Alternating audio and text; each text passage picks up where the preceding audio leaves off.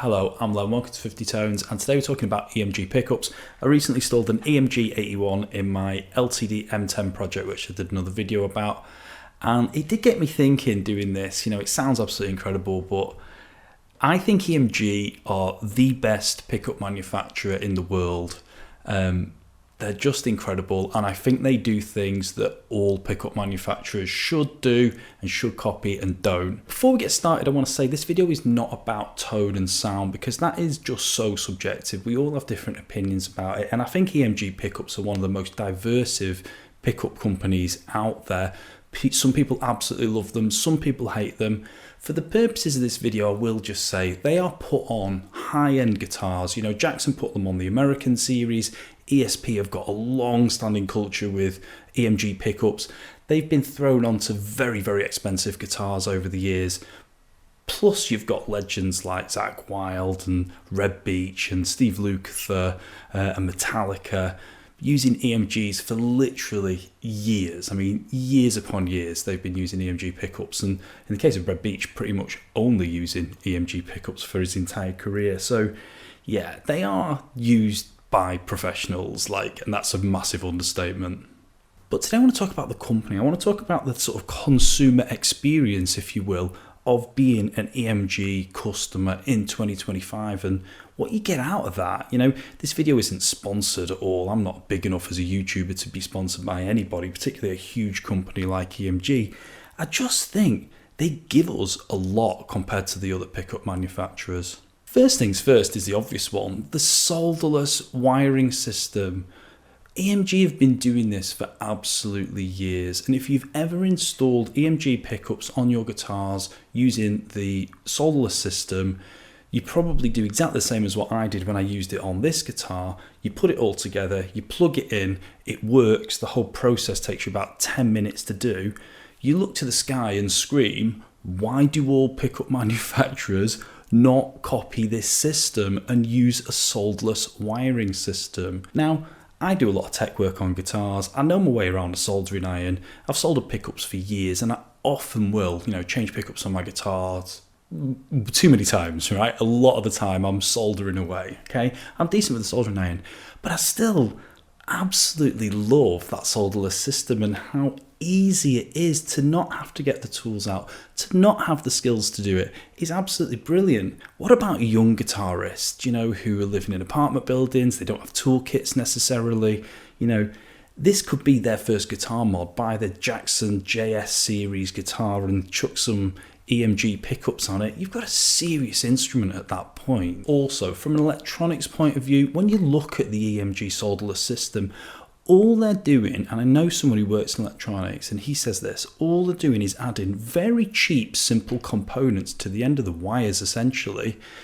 And that's it. They're just passing those benefits on to the consumer. It's a wonderful system. It's like metal guitar Lego. It is so fun to do, and it's just brilliant. Anyone can put together an EMG solderless wiring schematic. It is absolutely head and shoulders above absolutely everything else that other companies do.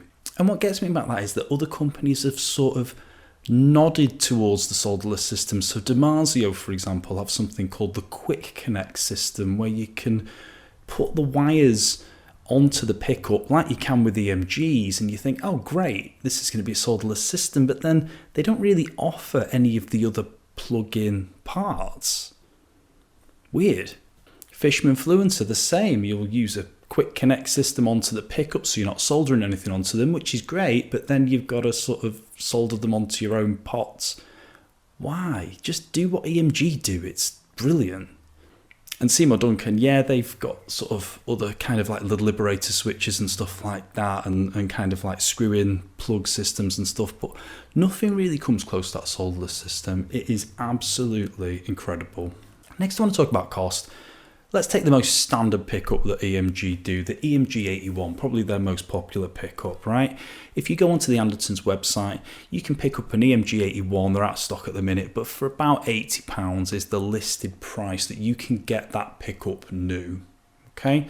Now, compared to its competitors, that's a huge saving on, say, a Seymour Duncan JB, which is £120. When did Seymour Duncan put the JB up to £120, by the way?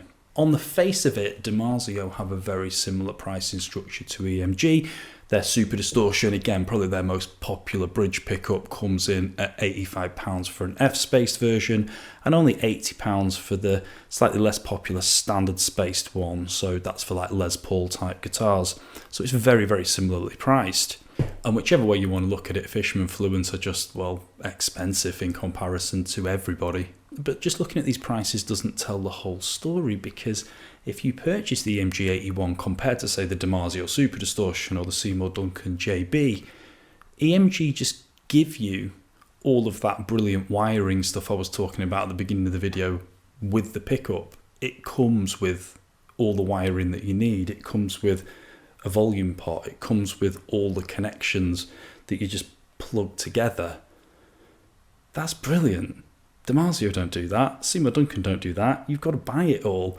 And the cost of CTS pots these days in the UK, I think it's around like £5 for a decent CTS pot. So again, this adds up. You know, for a jack, you've got to pay for that, for a stereo jack that you get with the EMGs. It's just brilliant. I mean, that is just amazing.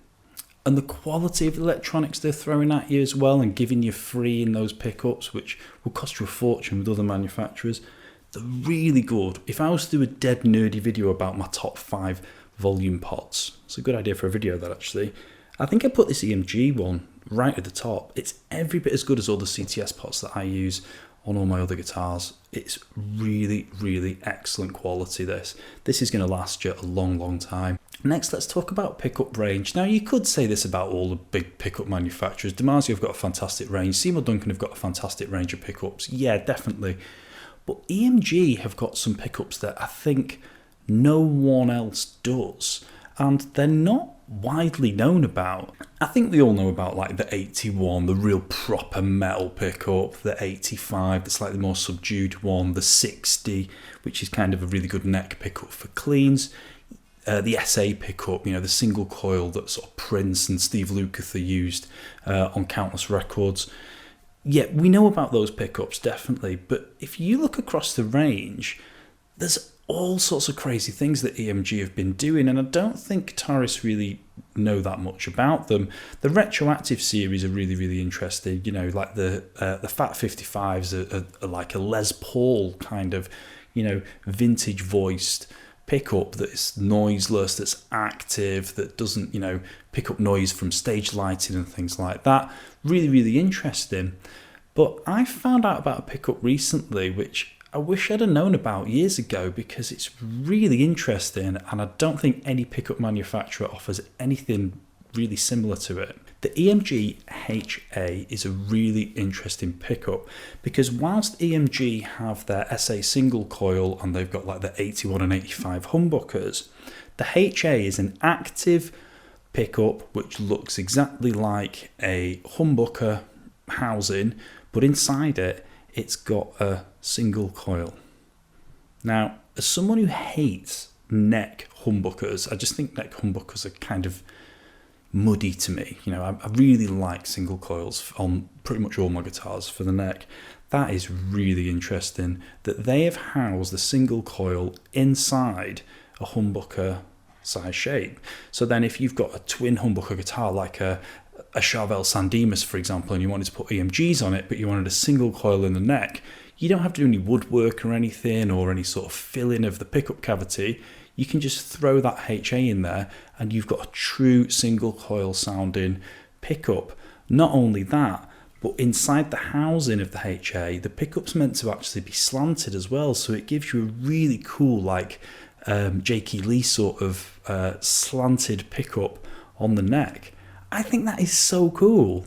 And I've looked for years for humbucker-sized single coil pickups. Like, no one really does them properly. They do some that sound like single coils, yeah, but not just like single coils that are housed inside a humbucker shape. I think that pickup deserves a little bit more recognition. Like, that'd probably be useful for a lot of guitarists.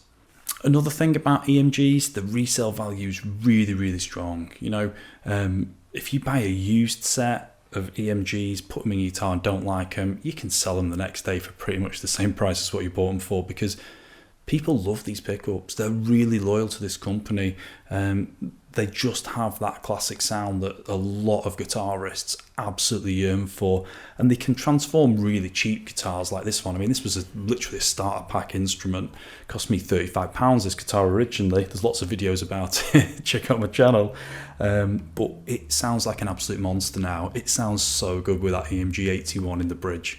So let me know in the comments what you think about EMG pickups as a company. I just think they're offering so much for the consumer these days in 2025. You know, I think we're paying a lot for our guitar stuff at the minute, but EMG just seem to have our backs a little bit more than other companies out there.